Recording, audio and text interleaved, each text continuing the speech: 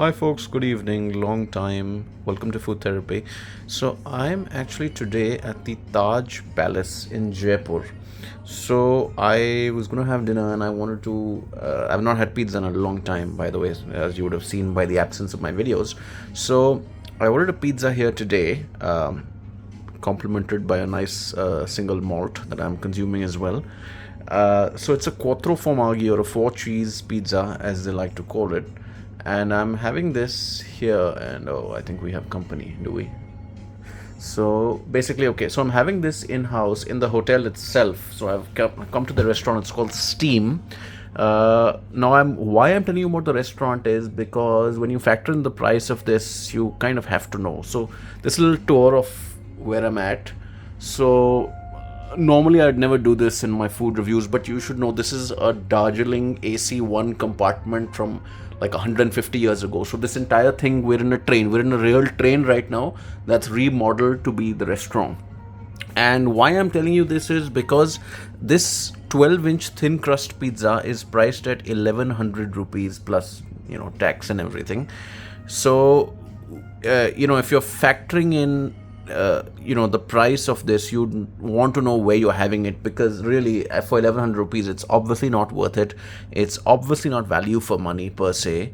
But again, this is not something you're going to order, and you're not going to order from Taj or any half decent hotel online for delivery. This is it's an experience, and so you pay the price. It's 1100 rupees for this pizza. But anyway, other than keeping everything aside, this is again the ambience. It's beautiful. It's a really beautiful property. But now let's get to the food.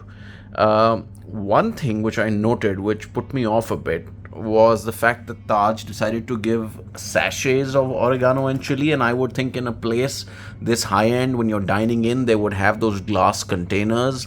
I mean, even Pizza Hut has glass containers when you dine in. So this is, a little shocking, I'd say. But anyway, getting back to the pizza itself, and let's ignore the price now. So this is what you get. It's a 12-inch thin crust pizza. And what I've been told is it has mozzarella, blue cheese, ricotta, and parmesan. So without any further ado, let's dig in. And I'll say first off that yes, it's thin crust, but it looks good. I mean, I wouldn't mistake this for anything else. It looks pretty good to me. I would say though that the cheese seems to be centered towards the center part and not towards the entire pizza, which is, I promise I won't talk about the price again, but for 1100 bucks, for any amount actually, when you're ordering a 4-cheese pizza, you expect it to be covered to the end. It's baked well though. It's nice. It's baked well. But let's dig in.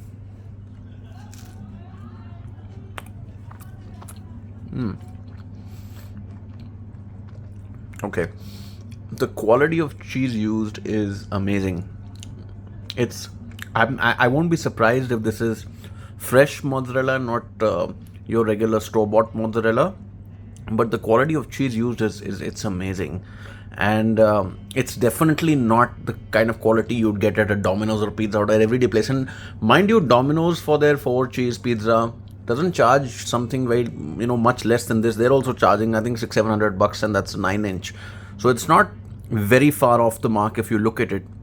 But the quality here of the cheese is excellent. But I actually want to get a bite of the crust, because that what's to me looks a bit lacking.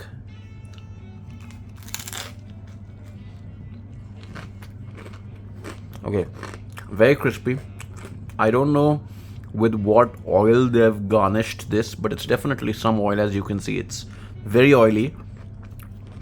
I don't know if this is olive oil. I'm assuming it's olive oil. It can't really be anything else, but still a tad bit too oily for my liking at a place like this.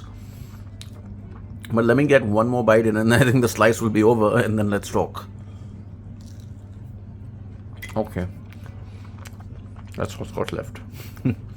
Well, it's very fresh, it's very tangy, perfect amount of sauce used. So it's not like the last bite I took was, lacking in any way because it had a lower amount of cheese. But it's a very, very tangy pizza. And I don't know, for some reason they say that this entire pizza is 539 calories. I can't believe it.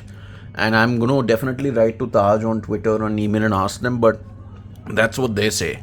I don't buy that, because I mean, maida and four different types of cheeses, sauce, 539 for this entire thing. I don't buy it. But let's leave that out of the way.